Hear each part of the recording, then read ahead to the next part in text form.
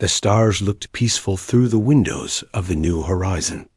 Captain Jake Morrison stood on the bridge, watching the distant suns twinkle in the black of space. His ship was not built for war. It was a research vessel filled with scientists who wanted to learn about new worlds and new life. "Captain, we're getting some strange readings," said Dr. Lisa Carter. She was the ship's expert on alien life forms. Her eyes were focused on her computer screen. "There are ships coming toward us. Big ones." Jake walked over to look at her screen. The dots on the display were moving fast. Too fast for trading ships or explorers. These were military vessels. "How many?" Jake asked. 12 ships, sir." "Maybe more behind them," answered Pete Rodriguez from his station. Pete kept the ship's engines running and knew more about space technology than anyone else on board. Jake felt his stomach tighten. New Horizon was far from Earth, exploring systems near the edge of human space. They had permission to be here, but that might not matter to whoever was coming. "Open communications?" Jake ordered. The main screen flickered to life. What Jake saw made him step back. The alien on the screen was tall and covered in dark scales. Its eyes glowed red and sharp teeth filled its mouth. This was a Vorthan, a member of the warrior race that controlled dozens of worlds. "I am Admiral Kekstar of the Vorthan Empire," the alien said. Its voice was deep and full of anger. "You humans have spread too far into space. This ends now." Jake straightened his shoulders. He had trained for first contact situations, but never like this. "I am Captain Jake Morrison of the research vessel New Horizon. We are on a peaceful mission approved by Earth government." "Admiral." Kekstar laughed, but there was no humor in the sound. "Peaceful. You humans always claim to be peaceful. Yet you build colonies on world after world. You take what does not belong to you." "We only settle on empty worlds," Jake said. "We don't. Take planets from other species." "Empty?" The Vorthan's eyes blazed brighter. "Space belongs to the strong. You humans are weak. You avoid war. You make deals instead of fighting. This shows you are not worthy of the worlds you claim." Dr. Carter stepped closer to Jake. Her face was pale, but her voice was steady. "We believe in cooperation, not conquest. There's room in the galaxy for everyone." Admiral Kekstar's expression grew more dangerous. "There is room only for those who can hold what they claim. The Vorthan Empire has decided that humanity has taken enough." The alien moved closer to his screen. Jake could see dozens of sharp teeth when Kekstar spoke. "You have 7 of your days to remove all humans from worlds beyond your inner solar system. Take your people from Mars, from the asteroid colonies, from every world except Earth and Luna. If you do not, we will remove them for you." "That's impossible," Jake said. "There are millions of people on those worlds. You can't expect us to abandon our homes." "We expect nothing," Kekstar replied. "We offer mercy you do not deserve. 7 days. After that, every human outside your home system will die. Your cities will burn. Your colonies will become dust." Pete's hands were shaking as he worked at his station. Lisa had gone completely white. Jake forced himself to stay calm. "Why? What have we done to you? You exist where you should not. You grow strong where you should remain weak. The galaxy has rules, human. The strong rule. The weak serve or die. You have forgotten your place." Jake thought about the colonies Kekstar wanted them to abandon. New Boston on Mars, where his sister lived with her children. The mining stations in the asteroid belt that fed raw materials to Earth. The research outposts studying new forms of life. All of it would be lost. "We are not your enemies," Jake said. "We have never attacked Vorthan worlds. We have never threatened your people.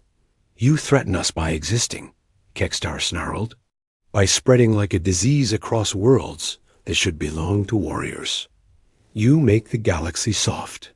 You convince other species that war is wrong, that peace is possible. This weakness infects others. The Vorthan Admiral leaned back in his chair. We have studied your history, human. You fight small wars among your own kind, but you run from real conflict. When faced with superior force, you surrender. You make deals. You compromise. This is not the way of warriors. Jake felt anger rising in his chest. We believe in finding solutions that don't require killing. Exactly, Kextar said with satisfaction. You are weak. 7 days to prove it by running away. Or we will show you what real strength looks like. The screen went black. The Vorthan ships were still out there, waiting. Jake stared at the empty screen for a long moment. Captain, Pete said quietly, what do we do? Jake looked around his bridge. These people had trusted him to keep them safe. Now they were face to face with an enemy that wanted to destroy everything humanity had built among the stars. We warn Earth, Jake said, and then we find out if the Vorthans are right about us. The trip back to Earth took 3 days. Jake used every hour to learn everything he could about the Vorthans. They had conquered 47 worlds in the past 2 centuries. They believed that only the strongest species deserved to control territory. They had never lost a war. Dr. Carter worked with him, studying Vorthan culture and military history. They think we're cowards, she said one evening as they reviewed files in Jake's office.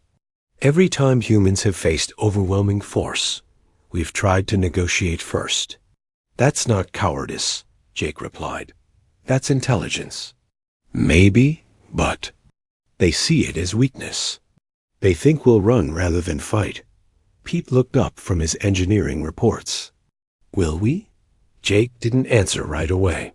He thought about his sister on Mars, about the millions of people who had built new lives on distant worlds, about the children who had been born on colonies and knew no other home. I don't know, he said finally, but I know we can't just abandon everyone. When they reached Earth, Jake found a world in chaos. The news of the Vorthan ultimatum had spread. Quickly, some people demanded immediate evacuation of the outer colonies. Others called for negotiation. A few voices spoke of fighting back, but they were drowned out by fear. Jake reported directly to Admiral Roy Patterson, the head of Earth's Space Defense Forces. Patterson was an older man with gray hair and tired eyes. He had served in the colonial militia before joining Earth's fleet. What's your assessment, Captain? Patterson asked. They mean what they say, sir.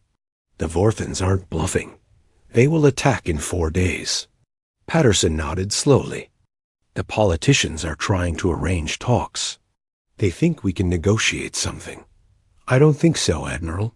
Kextar was clear.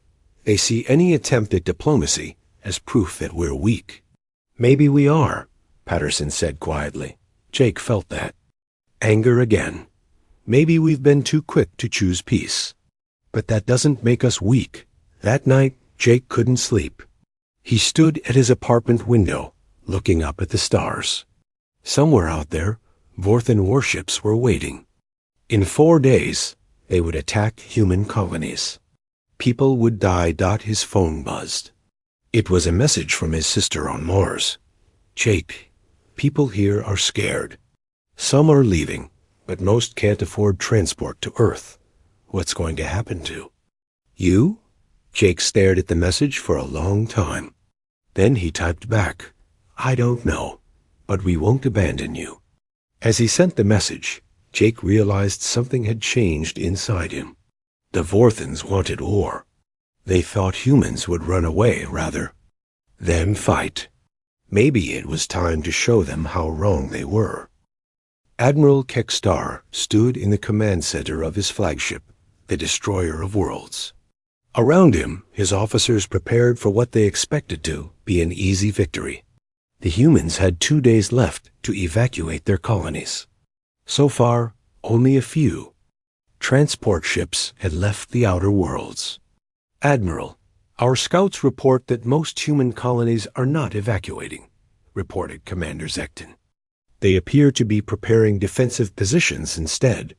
Kekstar's scaled lips pulled back in what might have been a smile. Foolish. They think their small weapons can stop us. The truth was, Kekstar had expected this. Vorthan intelligence had studied human conflicts for decades. Humans always tried to fight first, then surrendered when they realized they were outmatched. It happened every time. How long to crush their defenses? Kekstar asked. Hours, Admiral. Maybe less. Their weapons are primitive compared to ours. On. The planet Kepler 442b. Commander Nick Sullivan checked his rifle for the 10th time that morning. He had 60 soldiers under his command, protecting a mining colony of 3,000 people. Against the Vorthan fleet heading their way, it wasn't nearly enough.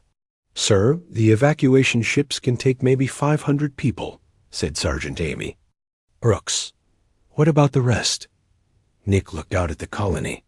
Families were loading whatever they could carry onto trucks. Children played in the streets, not understanding that war was coming. Their parents tried to smile and act normal, but Nick could see the fear in their eyes. We hold the line, Nick said. Give the ships time to come back for more people. Against a Vorthan battle fleet? Amy asked. Against whatever comes. Nick had studied the reports from the New Horizon. The Vorthans thought humans were weak because they preferred diplomacy to war. They had never seen humans fight when their backs were against the wall. On Mars, Colonel Danny Hayes was having similar thoughts. The red planet housed 5 million people, and there was no way to evacuate them all. The transport ships could maybe save 500,000 before the Vorthans arrived. Colonel, we have 40 fighters and 12 frigates, reported Major Lisa Park. Earth says more ships are coming, but they won't get here in time. Annie nodded. Mars had always been more military-focused than the other colonies. The planet's harsh environment had made its people tough. If the Vorthans wanted Mars, they would have to take it. What about the orbital platforms? Danny asked. Armed. And ready, sir? But against a full Vorthan fleet. I know the odds, Major, but we're not running. Back on Earth, President Helen Brooks stood before the World Council. Representatives from every nation sat in tense silence as she spoke. The Vorthans have given us an ultimatum, she said. Abandon our colonies or watch them burn. Some of you think we should comply. Save the lives we can and rebuild later. Murmurs filled the chamber. The president raised her hand for silence. But I've been talking to our people on those worlds. They don't want to run. They want to fight. And maybe it's time we showed the galaxy what humans are really capable of. The Russian representative stood up. Madame President, the Vorthans have never lost a war. They have weapons we can barely understand. They also have something we don't, President Brooks replied. Arrogance. They think they know us. They think. We're weak because we choose peace when we can. She walked to the center of the chamber. But peace is a choice, not a weakness. And when peace is no longer possible, we make a different choice. The Chinese representative spoke next. What are you proposing? Total mobilization. Every ship, every weapon, every person who can fight. The Vorthans want war. We'll give them more war than they ever imagined. At the Lunar Research Station, Dr. Amy Foster worked frantically with her team. They had been developing new defense technologies for years, but most were still experimental. Now they had less than 2 days to make them work. The kinetic bombardment system is ready for testing, said her assistant, Dr. Carl Wright. But we've never tried it against real targets. Amy looked at the data on her screen. The system could turn asteroids into guided weapons using gravity and momentum to deliver devastating strikes. It was a weapon that could level cities. Test it, she said. and prepare for full deployment. Amy, if this works, it changes everything. No more defensive wars. We could strike anywhere in the galaxy. That's the idea, Carl. The Vorthans think they understand human warfare. They've studied our history, our tactics, our weapons. But they don't know about this. Meanwhile, Admiral Roy Patterson was assembling the largest fleet in human history. Ships from every colony, every nation, every corporation with armed vessels. Cargo haulers were fitted with weapons. Civilian ships were converted to carry troops. Captain Steve Johnson reported to Patterson's headquarters with his destroyer, the Earth's Fury. Steve had fought in the colonial border conflicts and knew space combat better than most. "Admiral, my ship is ready for battle," Steve said. "But sir, the fleet we're putting together, it's not exactly professional military." Patterson smiled grimly. "Steve, half our ships are commanded by former cargo pilots and mining captains. Our weapons are jury-rigged civilian equipment. By every military standard, we should lose badly." "Then why are we doing this?" "Because the Vorthans made one mistake. They think they understand us. They've seen our small conflicts and decided we can't fight a real war." Patterson walked to a window overlooking the shipyard. Hundreds of vessels were being armed and supplied. Workers moved around the clock, preparing for war. What they don't know is that humans have been fighting wars for thousands of years. We've studied every battle, every strategy, every mistake. We've read Sun Tzu and Clausewitz and dozens of others. We know war better than any species in the galaxy. On Kepler 442b, the first Vorthan ships appeared in the sky. Commander Nick. Sullivan watched through his binoculars as the alien vessels descended. They were beautiful in a deadly way, sleek and powerful. "All units, hold your fire until they're in range," Nick ordered into his radio. The Vorthans came down slowly, confidently. They expected the humans to surrender or run. Instead, Nick's soldiers waited in hidden positions around the colony. The first Vorthan transport touched ground. Nick gave the signal. Human weapons opened fire from a dozen directions. The aliens, expecting minimal resistance, were caught completely off guard. The battle for Kepler 442b lasted 6 hours. Nick's small force couldn't win, but they made the Vorthans pay for every meter of ground. When the colony finally fell, half the Vorthan assault force was dead or wounded. Admiral Kextar reviewed the battle reports with growing confusion. The humans had fought with skill and determination that surprised him. Their tactics were sophisticated, their weapons well used. This was not the behavior of a weak species.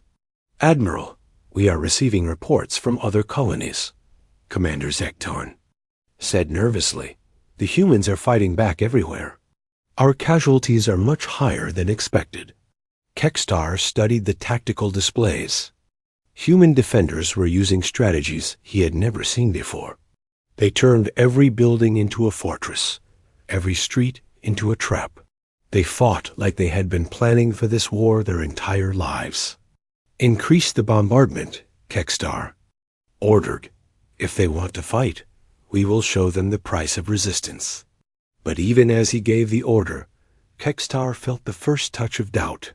The humans were not behaving as his intelligence reports predicted.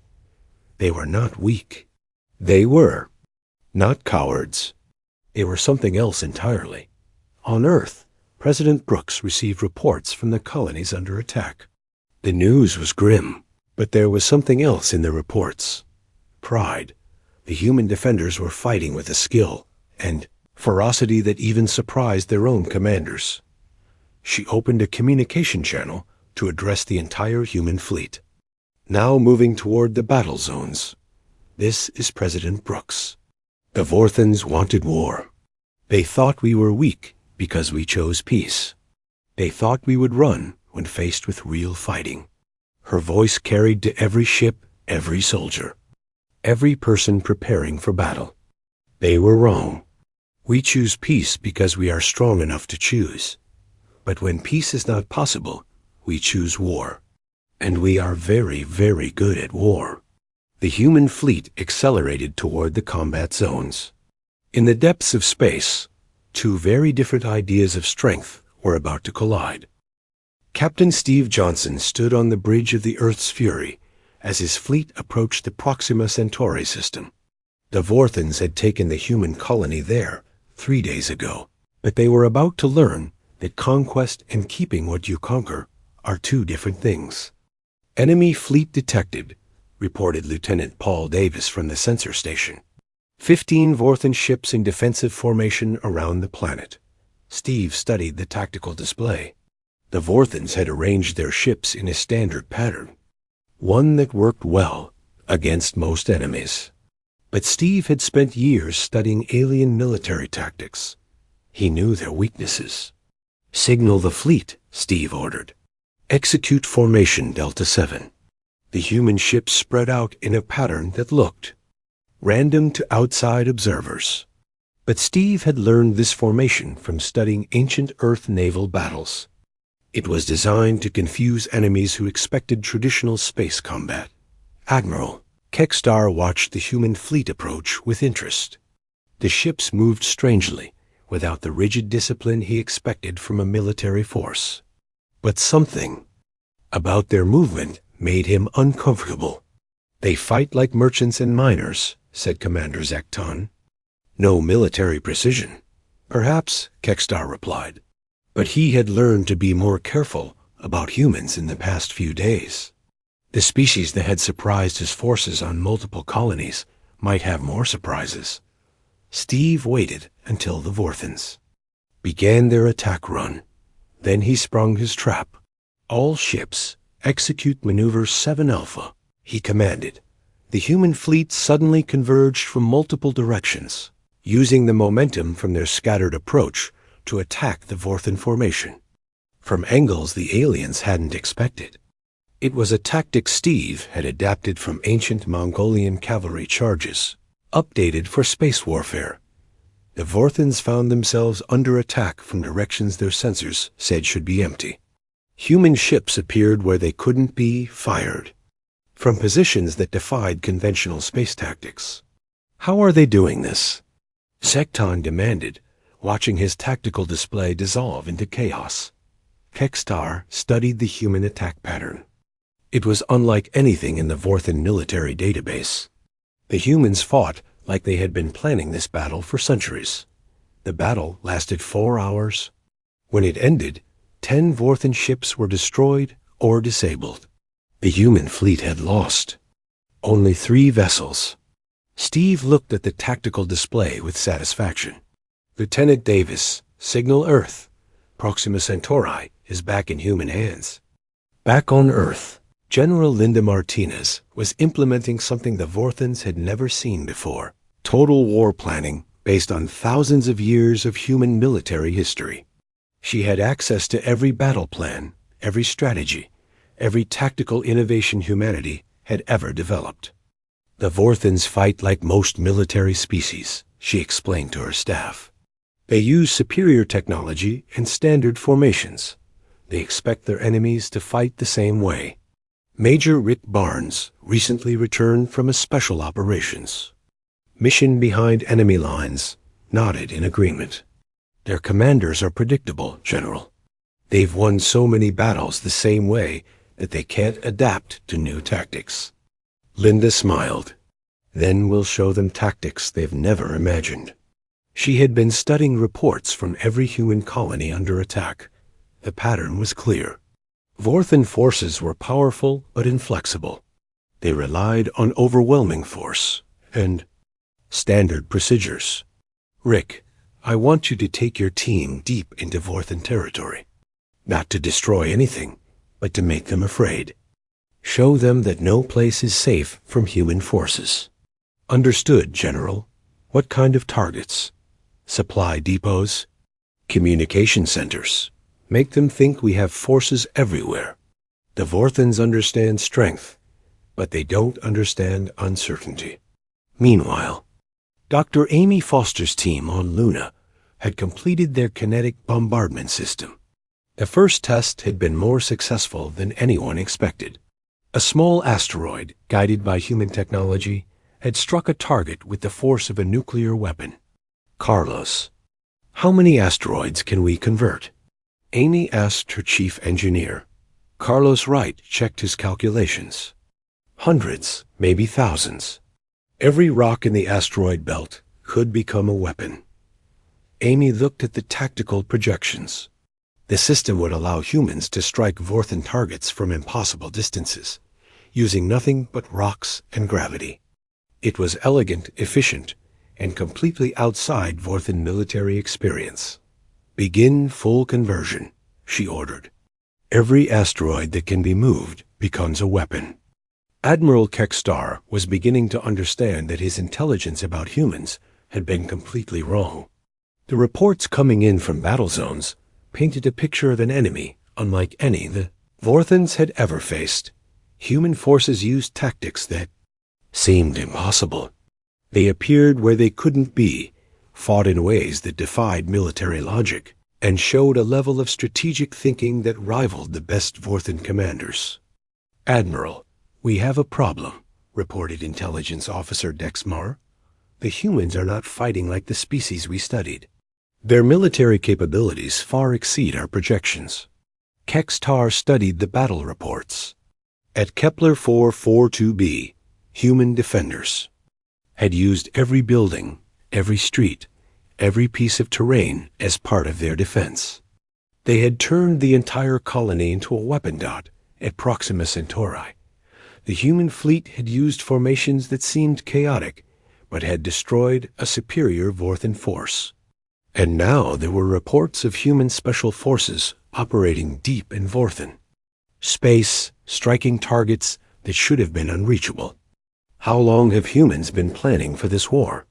Kekstar asked. Our analysis suggests they began preparing the moment they learned of our existence, Dexmar replied.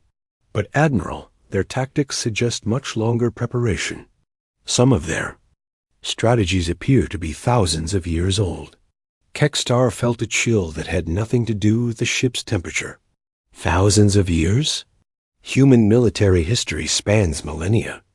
They have studied warfare longer than most species have existed. Every battle they have ever fought has taught them something new. Captain Monica Reed commanded the defense of the Tau Ceti system when the next major Vorthan attack came. Her fleet was outnumbered 2-1, but Monica had advantages the Vorthans didn't expect. Deploy the new weapons, she ordered.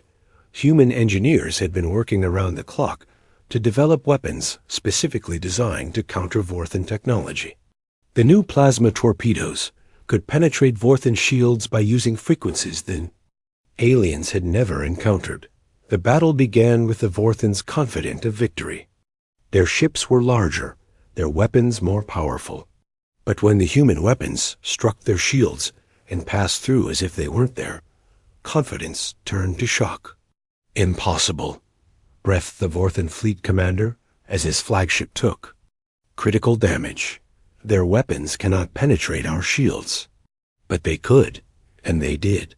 The human fleet, smaller and supposedly weaker, systematically destroyed the Vorthan attack force. Monica watched the enemy ships explode with grim satisfaction. Signal all human forces, she said. Tau Ceti is secure. The enemy is retreating. Admiral.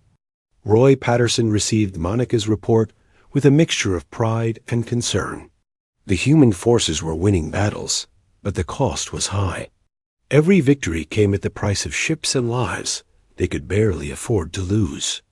Admiral, we're getting reports from Luna, said his aide, Commander Betty Cole. Dr. Foster's kinetic bombardment system is ready for deployment. Patterson studied the specifications. The system could turn any asteroid into a guided weapon capable of destroying entire fleets. It was the kind of weapon that could end the war quickly. Deploy it, he ordered. Target the main Vorthan staging area at Wolf 359. The first kinetic strike hit the Vorthan fleet 3 hours later. Admiral Kekstar watched in horror as a converted asteroid, moving at incredible speed, smashed through his defensive formations and destroyed 5 capital ships. "What was that?" he demanded. "Analysis indicates a weaponized asteroid, sir. Somehow the humans have turned space rocks into guided missiles." Kextar studied the tactical display. More asteroids were approaching, each one a potential fleet killer. The humans had found a way to turn the galaxy itself into a weapon.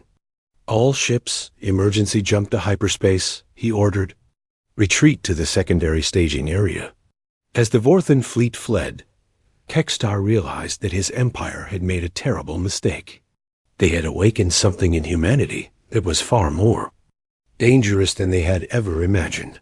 On Earth, President Brooks addressed the world once again. The news from the front lines was better than anyone had dared hope. Human forces were not just surviving, they were winning.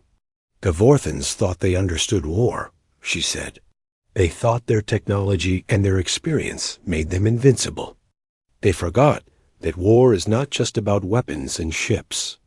It's about will, strategy, and the determination to do whatever it takes to protect what matters." She paused, looking directly into the camera. "Humanity has been studying war for thousands of years. We have learned from every battle, every victory, every defeat. We have read the works of every great military mind in our history. When the Vorthans forced us to war, they awakened not just our military, but our entire accumulated knowledge of conflict." The president's words were broadcast throughout human space and intercepted by Vorthan intelligence. For the first time since the war began, some Vorthan commanders began to wonder if their empire had chosen the wrong enemy dot in the depths of space. Human and Vorthan fleets prepared for the end. The war had been going on for 6 months, and the galaxy was watching. Species that had once feared the Vorthan Empire now saw something they had never imagined. The mighty Vorthans losing battles to the humans they had dismissed as weak. Admiral Kextar stood in his command center, staring at the tactical display. Red markers showed human forces advancing on multiple fronts. His empire, which had seemed invincible just months ago, was slowly being pushed back. "Admiral, the Council of Worlds is requesting a meeting," reported his communications officer.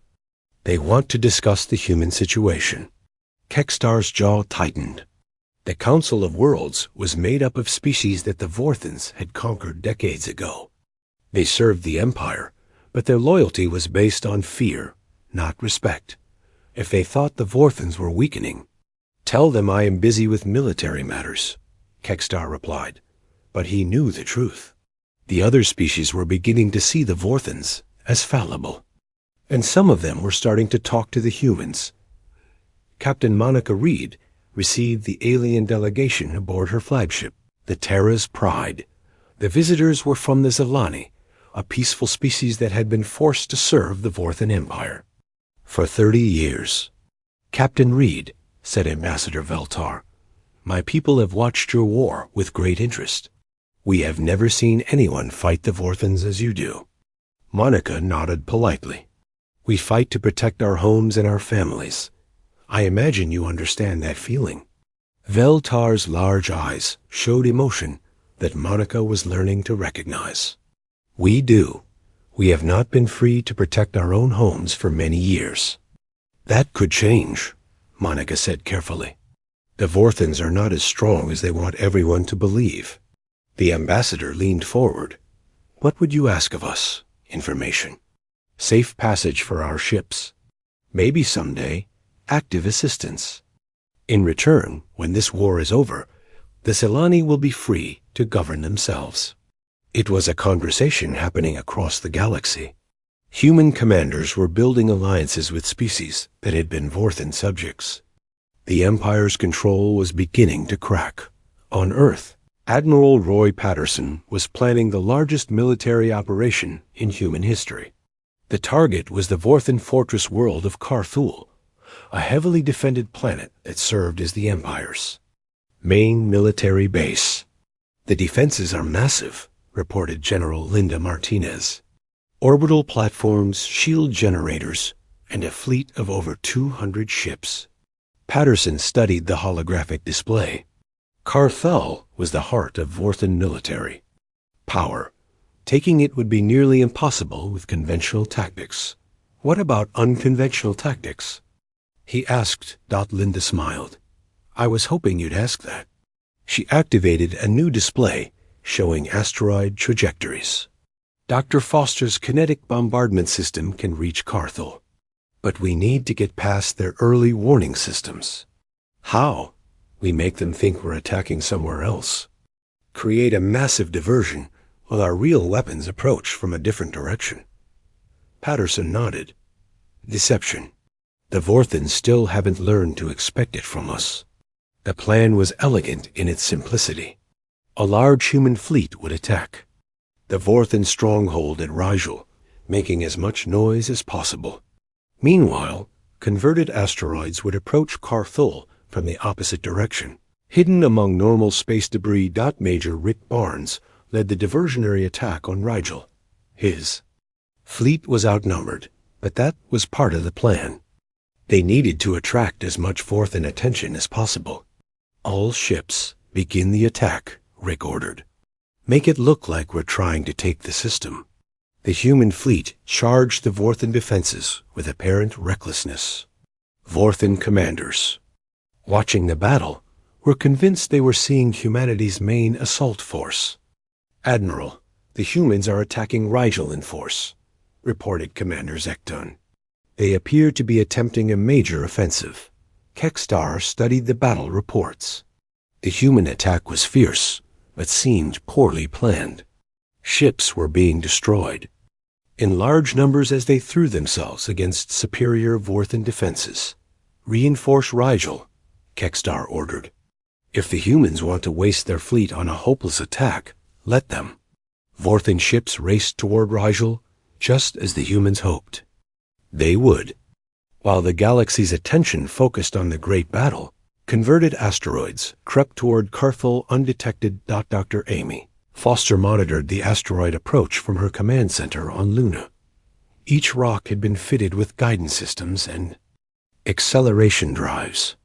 They were moving slowly, disguised as natural debris. Time to impact? Amy asked. 47 minutes, replied Carlos Wright. The Vorthans still haven't detected them.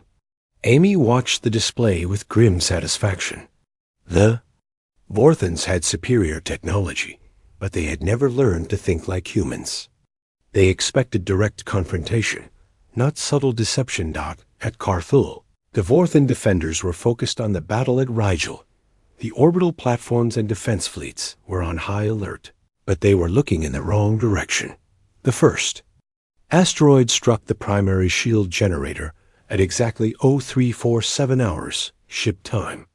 The impact was visible from space, a brilliant flash that lit up the planet's night side. The planetary shields flickered and died.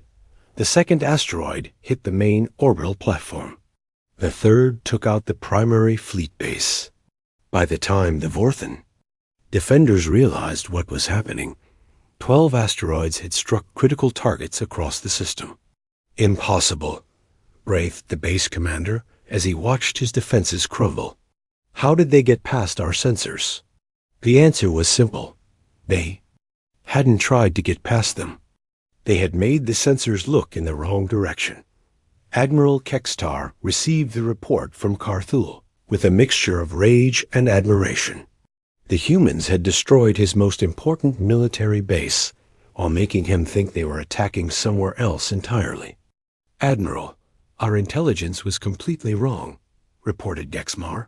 The attack on Rigel was a diversion. The real assault was on Carthul. Kekstar studied the damage reports. The humans had crippled his empire's main military production center, while losing minimal forces of their own. It was a masterpiece of strategic deception. How many times will we underestimate them? He asked himself. The destruction of Carthul sent shockwaves through the Vorthan Empire. Subject species that had served the Empire for decades began to question their loyalty. Some started secret negotiations with human representatives. President. Helen Brooks met with the Galactic Council for the first time since the war began. The council chamber was filled with representatives from dozens of species, many of whom had never seen a human before. Members of the council, Brooks began, 6 months ago, the Vorthan Empire demanded that humanity abandon our colonies, or face destruction. They believed we were too weak to resist their superior forces. She gestured to a holographic display showing the current state of the war. Today, Vorthan forces are retreating on every front. Their main military base has been destroyed. Their subject species are questioning their loyalty. The Alterian representative, a tall being with crystalline features, spoke first. President Brooks, the Council is impressed by humanity's military capabilities. But we must ask, what are your intentions if you win this war? It was the question everyone wanted answered. The Vorthans had ruled through fear and overwhelming force. If humanity defeated them, would they simply become the new oppressors? We seek only the right to exist in peace, Brooks replied. When this war ends, we will not demand tribute from defeated enemies. We will not force other species to serve us. We believe the galaxy is large enough for all of us to prosper. Murmurs filled the chamber. This was not what most species expected from a victorious military power. The Vorthan representative, Ambassador Grektar, stood up angrily. You speak of peace while your forces destroy our worlds. Your weapons turn our own planets against us. This is not the conduct of a peaceful species. Brooks turned to face him directly. Ambassador, your empire gave us 7 days to abandon our homes or face total war. We chose war. But even now, we target military installations, not civilian populations. We could destroy your worlds, but we choose not to. You choose not to because you lack the strength, Grektar snarled. Brooks smiled coldly. Would you like? Use to demonstrate our strength, Ambassador. We have asteroids positioned near 17 Vorthan worlds. We could turn them all into rubble within hours. But we won't, because that would make us like you. The threat hung in the air like a blade. Every being in the chamber understood that humanity had the power to destroy the Vorthan Empire completely, but was choosing restraint. Captain Steve Johnson led the human fleet that was advancing into the heart of Vorthan space. His forces had grown from the desperate defenders of months ago into a professional military that rivaled anything in the galaxy. Captain, we're receiving surrender requests from 3 more Vorthan colonies, reported Lieutenant Paul Davis. They want to negotiate rather than fight, Steve nodded. More and more Vorthan systems were giving up without a battle. Word of human. Military superiority had spread throughout the Empire, and many Vorthan commanders were choosing survival over pride. Accept their surrender, Steve ordered. Standard terms. Military forces disarmed. No reprisals against civilian populations. It was a pattern repeating across the galaxy.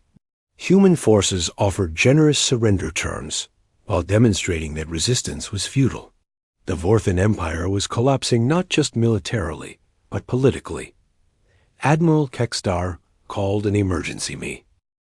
The largest battle in galactic history began at 0800 hours, Earth Standard Time, in the space between Mars and Jupiter. Admiral Roy Patterson commanded over 800 human ships facing Admiral Kekstar's final armada of 512 Vorthan vessels. All ships, Battle Formation Alpha, Patterson ordered from the bridge of his flagship, Terra's Might. Remember, they're not trying to win this battle. They're trying to get past us to Earth. Captain Steve Johnson positioned his squadron on the right flank, watching the Vorthan fleet approach. The alien ships moved in perfect formation, beautiful, and deadly in the starlight. Sir, the Vorthans are broadcasting on all frequencies, reported Lieutenant Davis. Put it on screen. Admiral Kekstar's image appeared on the main display. The Vorthan admiral looked older than when Jake Morrison had. First met him months ago. His scales were dull, his red eyes filled with the weight of defeat. Admiral Patterson, Kekstar said, this is our final meeting. Today, one of our species will cease to exist as a military power. Patterson studied his enemy's face. It doesn't have to be this way, Admiral. You can still surrender. To be conquered by those we thought were weak? Kekstar's laugh was bitter. Better to die as warriors than live as slaves. We don't make slaves, Admiral. We make allies. Words, Kekstar replied. We will let our actions speak. The communication ended, and the Vorthan fleet accelerated toward the human lines. Captain Monica Reed commanded the center formation as the two fleets closed distance. Her ships carried the newest human weapons, plasma torpedoes that could penetrate any known armor. Target their lead ships, Monica ordered. Make every shot count. The battle erupted across millions of cubic kilometers of space. Human and Vorthan. Ships exchanged fire as they danced deadly patterns through the void. The Vorthans fought with desperate courage, knowing this was their last chance. But the humans fought with something more than courage. They fought with the accumulated knowledge of every battle their species had ever witnessed. Every tactic, every strategy, every lesson learned from thousands of years of warfare. Vorthan ships breaking through on the left flank, reported Captain Jake Morrison, now commanding a battle cruiser. They're making a run for Earth. Patterson saw the breakthrough on his tactical display. A dozen Vorthan ships had punched through human lines and were racing toward the inner solar system. Linda, take your squadron and stop them, Patterson ordered General Martinez, who was commanding a fast attack group. On our way, Admiral.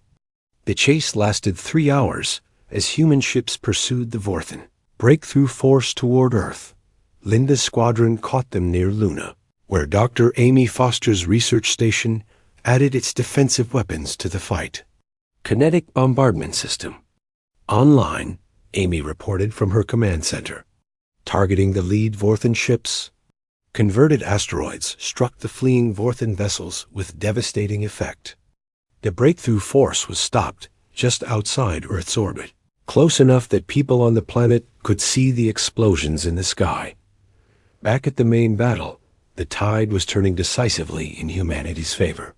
Vorthan ships were being destroyed, faster than they could be replaced, while human forces used superior tactics to minimize their own losses. Kekstar watched his fleet dissolve around him. Ships that had conquered dozens of worlds were dying in the cold of space, their crews fighting to the end. Admiral, we've lost over half our forces, reported Commander Zekton. Should we withdraw? Kekstar looked at the tactical display. Withdrawal would mean abandoning their last chance to strike at humanity's heart. But continuing the attack would mean the complete destruction of his fleet. All ships, general retreat, he ordered finally. We cannot reach Earth. The Vorthan fleet began to pull back, but the humans weren't finished. Captain Steve Johnson's squadron moved to cut off their escape route. Admiral Patterson, requesting permission to pursue, Steve reported. Patterson considered the request. He could destroy the remaining Vorthan fleet completely, but that would mean the total annihilation of his enemy. It would be revenge, not victory. Negative, Captain? Let them go. Sir? Let them go, Steve. We've won. The surviving Vorthan ships limped away from the battlefield, carrying with them the knowledge that their empire was finished. They had thrown everything they had at the humans and failed. 2 days later, Admiral Kekstar requested a meeting with Admiral Patterson aboard the Terra's Might. The Vorthan commander came alone, his once proud uniform torn and stained. Admiral Patterson, Kekstar said as he was escorted to the conference room. I wish to discuss surrender terms. Patterson gestured to a chair. Please sit. Kekstar remained standing. I am prepared to offer the unconditional surrender of all remaining Vorthan forces. What do you want in return? The question seemed to surprise Kekstar. Want? I'm surrendering unconditionally. I want nothing. Everyone wants something, Admiral. What does the Vorthan Empire need to survive? Kekstar studied Patterson's face, looking for deception. You would negotiate with defeated enemies? I would negotiate with future allies. The surrender ceremony took place 1 week later aboard the Terra's Might. Representatives from across the galaxy came to witness the end of the Vorthan Empire's military power. Admiral Kekstar stood before Admiral Patterson and formally surrendered. His sword, an ancient Vorthan custom. The Vorthan Empire yields to the superior forces of humanity. Patterson accepted the weapon, then surprised everyone by immediately offering it back. The war is over, Admiral. Keep your sword. You'll need it to maintain order in your territory. I don't understand. The Vorthan Empire will continue to exist, Patterson explained, but as a member of the Galactic Federation, not as a conqueror. Your people will govern themselves under the new constitution. Kekstar took back his sword with trembling hands. You're not going to enslave us? We're going to do something much more dangerous, Patterson replied with a smile. We're going to trust you. 5 years after the surrender, Admiral Jake Morrison stood on the observation deck of the Space and Freedom 1, orbiting the former Vorthan capital world. Below him, humans and Vorthans worked together on reconstruction projects. Amazing how things change, said Dr. Lisa Carter, joining him at the window. Remember when we thought they were monsters? Jake nodded. They thought the same about us. Turns out we were both wrong. Were we? They did try to conquer the galaxy, and we stopped them, but we didn't destroy them. That made all the difference. On Earth, President Brooks was preparing for another address to the Galactic Council. The room was much larger now, filled with representatives from species that had never dared to speak before the war.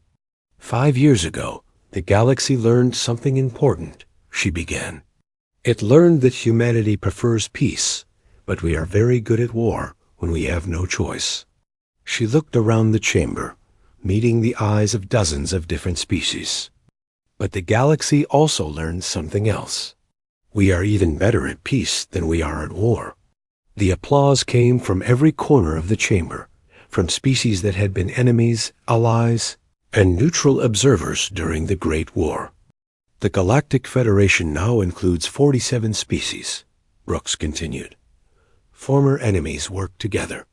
Ancient conflicts have been resolved through negotiation instead of war. This is humanity's true victory, not the defeat of the Vorthans, but the creation of a galaxy where war is no longer the first solution to every problem.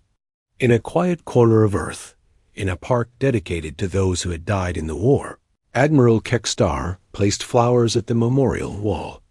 His own name was there, along with thousands of others, human and Vorthan alike. A human child approached him, curious about the tall alien placing flowers at the memorial.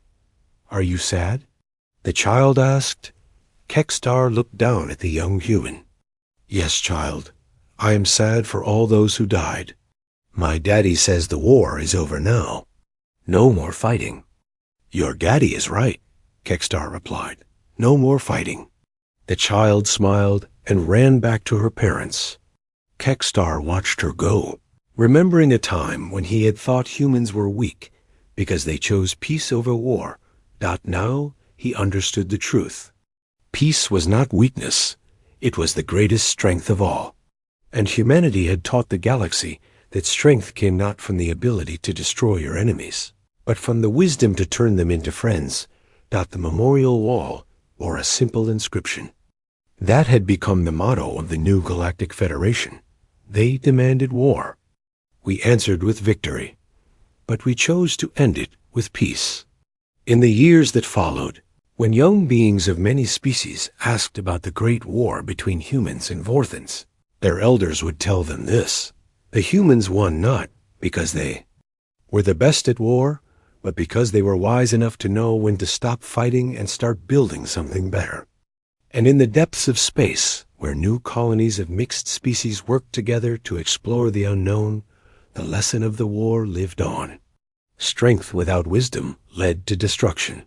But strength with wisdom could build a galaxy where all species could thrive. The humans had demanded war, and they had brought it.